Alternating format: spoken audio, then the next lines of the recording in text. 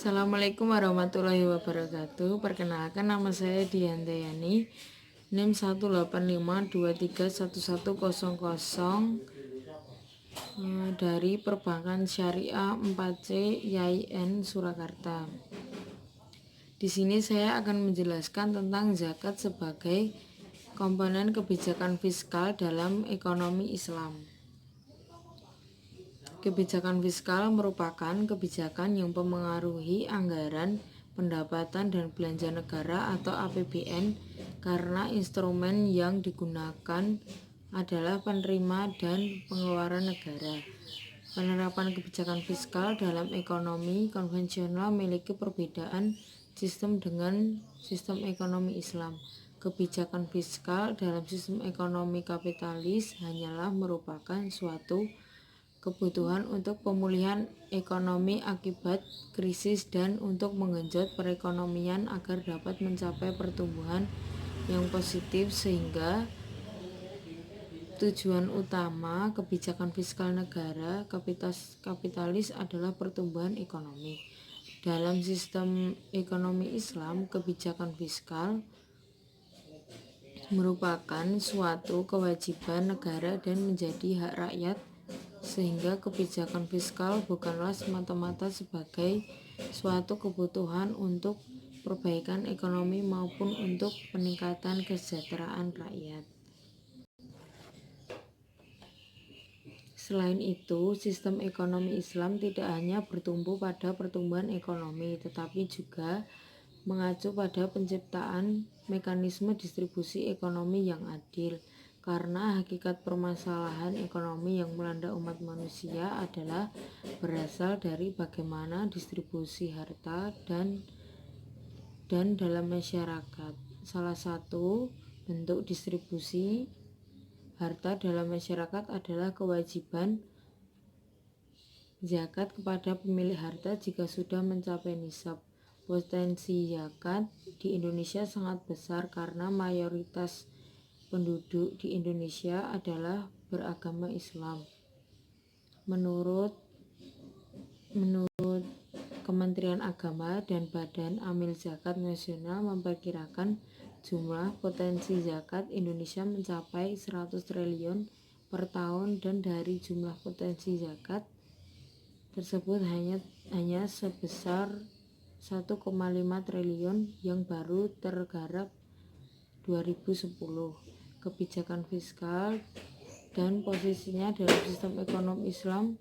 Tujuan kebijakan fiskal dalam sistem ekonomi Islam merupakan salah satu perangkat untuk mencapai tujuan syariah sebagaimana yang telah dijelaskan Imam Al-Ghazali, termasuk peningkatan kesejahteraan dengan tetap menjaga keimanan, kehidupan, intelektualitas, kekayaan, dan kepemilikan. Sedangkan dalam ekonomi konvensional, sumber penerimaan negara berasal dari pajak.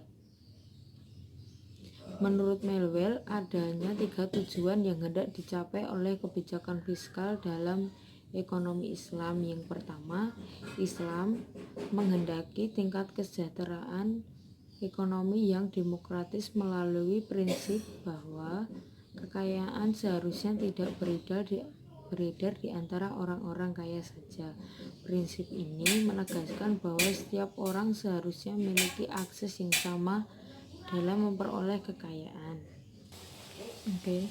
Yang kedua, Islam melarang pembayaran bunga atau riba. Yang ketiga, Islam mempunyai komitmen untuk membantu ekonomi masyarakat yang kurang berkembang untuk penyebaran pesan dan ajaran Islam seluas mungkin.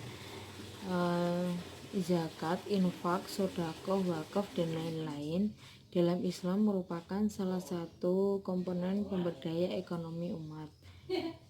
Tujuan utama zakat adalah yang pertama, menciptakan distribusi pendapatan.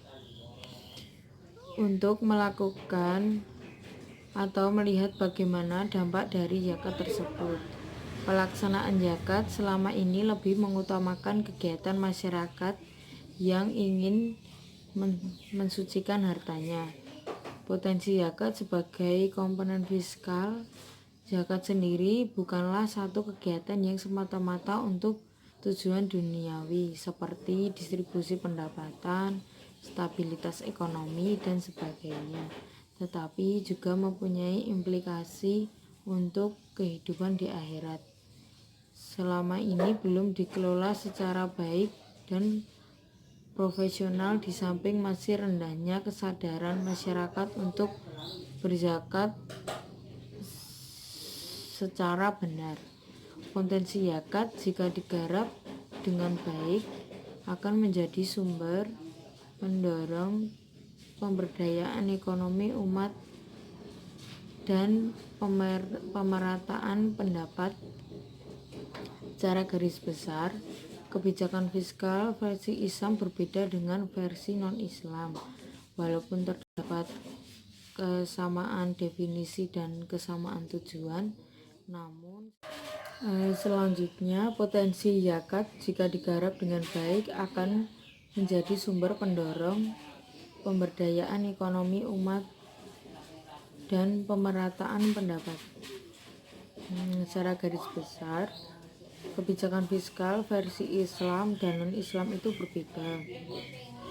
Walaupun terdapat kesamaan definisi dan kesamaan tujuan, namun secara substansial terdapat perbedaan mulai dari landasan hukum yang dipakai, metode yang dipakai, instrumen pendapatan negara, hingga pada sistem yang dipakai, yaitu terdapat beberapa jenis perbedaan yang berbeda jika versi non-Islam dan Islam itu sangat berbeda.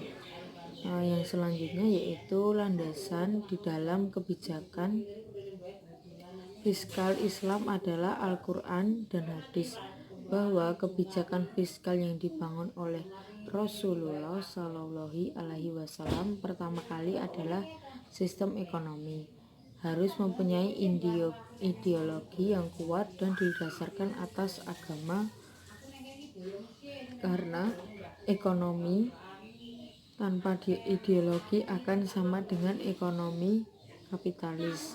Yang selanjutnya, dari sisi instrumen pendapatan negara terdapat beberapa perbedaan yang signifikan. Di dalam Islam, zakat merupakan sistem yang berbeda dengan yang lainnya.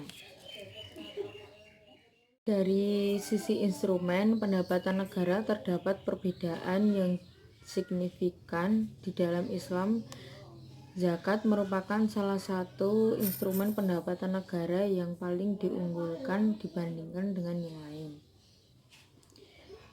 Dalam Al-Quran terdapat sekitar 30 ayat yang berkaitan dengan perintah untuk mengeluarkan zakat. Perintah berzakat tersebut sering muncul seiring dengan perintah mendirikan sholat. Hal ini menunjukkan pentingnya kegiatan berzakat dalam Islam. Salah satu arti zakat adalah berkembang. Pengeluaran zakat adalah pengeluaran minimal untuk membuat distribusi pendapatan menjadi merata. Oleh karena itu, diperlukan sosialisasi kegiatan lembaga zakat untuk mendukung kegiatan zakat tersebut kepada masyarakat yang terkadang belum begitu paham tentang pentingnya berzakat. Dengan dukungan usaha-usaha untuk mengelola kegiatan zakat, masyarakat dapat mengetahui ilmu apa saja atau pengetahuan apa saja yang bisa didapatkan ketika seseorang ingin berzakat. Kegiatan zakat ini sangat positif dan dapat membantu seseorang yang kurang mampu. Ujung dari semua itu akan bermuara pada peningkatan perekonomian bangsa yang akan merata dan dapat membantu sesama juga. Dan selanjutnya, jika seluruh potensi zakat dapat terkumpul secara maksimal, Indonesia mungkin tidak harus lagi tergantung kepada pinjaman luar negeri yang berbasis bunga yang pastinya tinggi dan dapat menyengsarakan seseorang yang berhutang tersebut, yang berbasis bunga untuk menutup defisit anggaran belanjanya. Terus jika ini bisa tergarap secara maksimal, kestabilan ekonomi juga akan terjaga karena krisis ekonomi yang selama ini terjadi selalu berpangkal dari penerapan sistem bunga yang terkadang bunga itu terlalu tinggi.